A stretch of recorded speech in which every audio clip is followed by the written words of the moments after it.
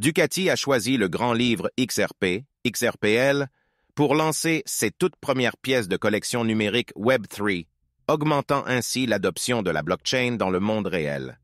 Au fait, de quelles munitions la SEC dispose-t-elle contre Ripple? Par ailleurs, Palau a réussi à frapper sa première stablecoin PSC en collaboration avec Ripple. Enfin, quels sont les revers qui pourraient résulter de l'appel de la SEC contre la victoire de XRP? Reste avec moi jusqu'à la fin pour en savoir plus. Si cela semble être quelque chose de très intéressant pour toi, ne manque pas de regarder cette nouvelle vidéo dès maintenant. Bonjour à tous et bienvenue sur notre chaîne où nous parlons des dernières mises à jour sur le XRP et le monde des crypto-monnaies en général. Si c'est la première fois que tu regardes l'une de nos vidéos, nous sommes heureux de te souhaiter la bienvenue. Nous t'invitons à appuyer sur la cloche de notification pour ne jamais manquer une autre vidéo. Nous t'annonçons que cette chaîne propose un cadeau de 200 XRP. Pour avoir une chance de participer, il te suffit simplement de t'abonner à la chaîne, de liker cette vidéo et de commenter avec le hashtag XRP, et le gagnant sera annoncé.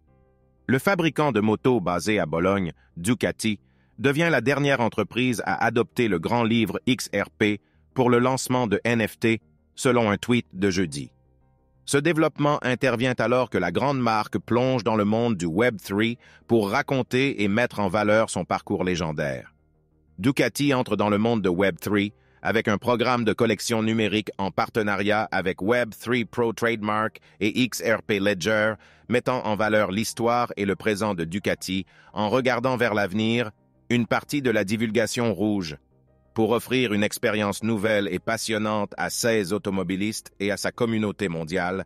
Ducati s'apprête à lancer une séquence de collection NFT sur le XRP Ledger en partenariat avec Web3 Pro. À travers ces objets de collection numériques immersifs, Ducati vise à raconter son histoire, ses humbles débuts, ainsi que son présent passionnant et l'avenir exceptionnel qu'elle projette. L'entreprise a ouvert une liste d'attente car elle prévoit de lancer son premier objet de collection numérique gratuit aujourd'hui. Cette première édition limitée est un montage vidéo qui révèle la métamorphose des logos Ducati placés sur les motos fabriquées entre 1946 et 2323. Pour avoir droit à ce cadeau, les utilisateurs doivent s'inscrire sur la liste d'attente au plus tard le 27 juillet. Les membres de la communauté XRP ont exprimé une immense excitation face à ce développement positif, car les activités vont certainement augmenter sur le XRPL. À son tour, le prix du XRP pourrait s'apprécier davantage à mesure que la blockchain perçoit des frais de gaz et son jeton natif. Anthony Welfare, le conseiller principal sur les CBDC et les partenariats mondiaux chez Ripple, fait partie de ceux qui réagissent à l'adoption du XRP Ledger par Ducati. Selon le conseiller de Ripple, ce développement s'ajoute aux nombreuses applications réelles de la blockchain décentralisée et économe en énergie. Sam, un autre membre de la communauté, a noté que le lancement de NFT est un CA d'utilisation passionnant du XRPL, touchant les propriétés uniques de la blockchain.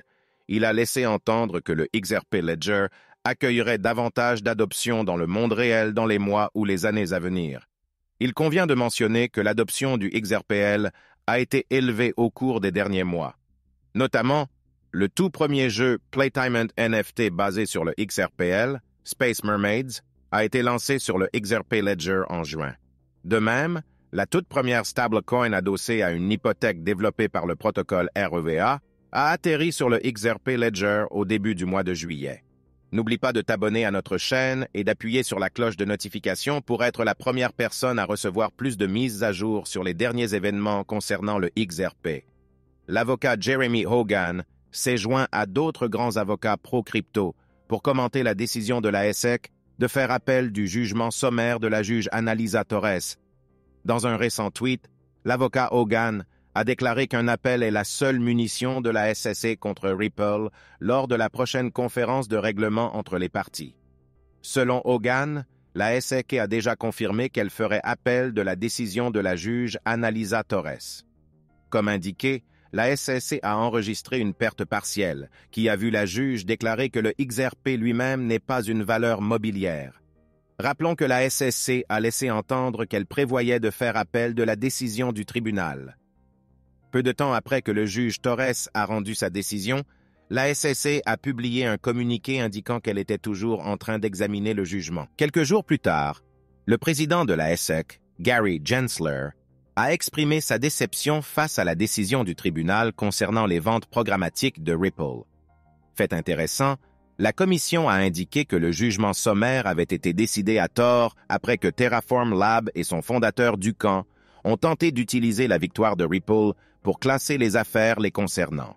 Elle a demandé au juge président l'affaire Terraform Lab de ne pas s'appuyer sur le jugement sommaire de Ripple parce que le juge Torres a pris une mauvaise décision. Respectueusement, ces parties de l'affaire Ripple ont été décidées à tort et ce tribunal ne devrait pas les suivre.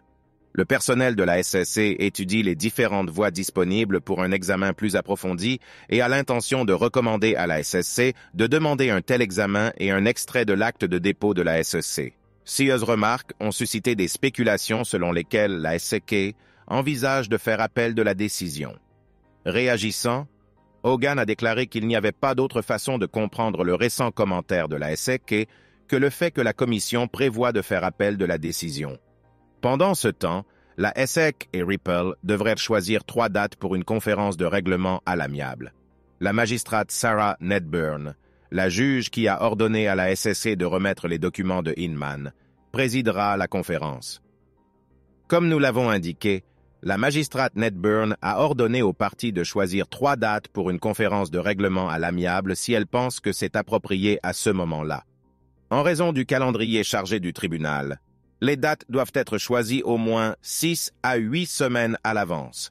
Il convient de noter que les parties avaient déjà organisé 2 conférences de règlement dans le passé. Cependant, elles ne sont pas parvenues à un compromis. Certains adeptes du XRP pensent que les parties parviendront à un accord cette fois-ci, puisque la conférence a lieu après la décision de jugement sommaire.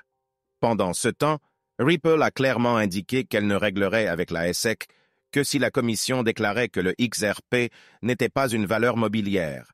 La société de blockchain a noté qu'elle porterait l'affaire devant la Cour suprême si XRP n'est pas déclaré comme une non-valeur par la SEC. À l'heure actuelle, le juge Torres a déjà statué que XRP n'est pas une valeur mobilière, ce qui donne à Ripple l'avantage avant toute conférence de règlement. Par ailleurs, J. Hunter Hansen, directeur du programme de résidence numérique de Palo, s'est récemment rendu sur Twitter pour annoncer un développement capital pour la communauté cryptographique, en faisant particulièrement référence à la communauté Ripple. Hansen a révélé que le directeur du Trésor national des Palaos et un ingénieur principal et chef de projet de Ripple ont uni leurs forces pour célébrer la frappe réussie de la toute première stablecoin des Palaos, la PSC. L'événement s'est déroulé dans la capitale nationale, à Palo. Hansen a souligné que le lancement de la PSC est une étape importante dans leur collaboration avec Ripple, car ils explorent ensemble le potentiel de cette stablecoin dans des CA d'utilisation spécifiques au sein du pays. Il est intéressant de noter que cette initiative stratégique a reçu l'approbation explicite du Congrès des Palaos, CE qui ajoute un cachet officiel de légitimité au programme pilote de la PSC.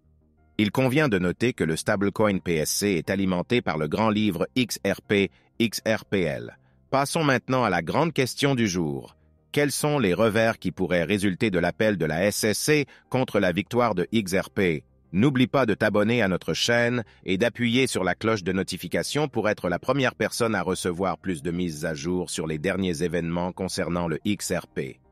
Dans un récent tweet, Scott Milker, figure éminente de l'espace cryptographique et partisan renommé du Bitcoin, a souligné la victoire de Ripple et de XRP dans la bataille juridique que l'industrie cryptographique a suivie de près pendant près de 3 ans. Milker a soutenu que l'avenir semble être du côté de Ripple en réponse au rapport indiquant que la Commission américaine des opérations de bourse, la SEC, envisage un appel potentiel dans le triomphe du procès de Ripple. Pour au moins les 2 prochaines années, appel et décision, et probablement pour toujours, XRP n'est pas un titre, a remarqué Milker. En outre, Milker pense que le raisonnement qui a permis de blanchir le statut de non-sûreté du XRP pourrait s'appliquer à la plupart des altcoins, les libérant ainsi des entraves réglementaires de la SEC. Milker a exprimé ses convictions après que l'avocat pro-XRP John Deaton a soutenu que l'appel de la SEC contre la décision du tribunal est loin d'être un revers pour Ripple ou XRP. rappelle que l'organisme de réglementation américain a récemment laissé entendre qu'il ferait appel de la récente victoire accordée à Ripple. Entre-temps, Deaton a souligné que la décision attendue sur l'appel ne serait pas prise avant un délai considérable de 2 ans, gracieuseté du second circuit. En attendant, c'est la décision du juge Torres qui fait loi. Pour le contexte, le cœur de l'affaire tourne autour de l'interprétation et de l'application du troisième facteur OWI dans l'affaire de la SEC contre Ripple. Alors que Deaton prédit que le deuxième circuit ne critiquera probablement pas l'application de ce facteur par le juge, il souligne un point crucial. Ce point, c'est que même si la décision différait, les espoirs de la SEC de qualifier XRP de valeur mobilière ne se concrétiseraient pas nécessairement.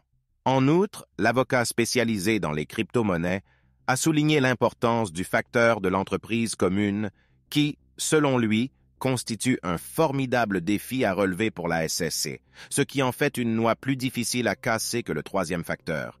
Ne laissez personne sous-estimer l'importance de cette victoire pour les détenteurs de XRP et pour Ripple, a fait remarquer Deaton. Nous arrivons donc à la fin de cette vidéo, les gars. Si vous l'avez appréciée, assurez-vous d'aimer la vidéo. N'oubliez pas de vous abonner et d'appuyer sur la cloche de notification. Cela m'aide beaucoup avec l'algorithme de YouTube. De plus, tu peux aider à éclairer les autres comme tu l'as été en partageant cette vidéo avec le plus grand nombre de personnes possible. Faisons circuler cette info partout, les gars. Si tu es un vrai fan de crypto-monnaie, ne manque aucun de nos contenus. On se retrouve demain pour parler des dernières nouvelles qui nous concernent tous en tant que communauté.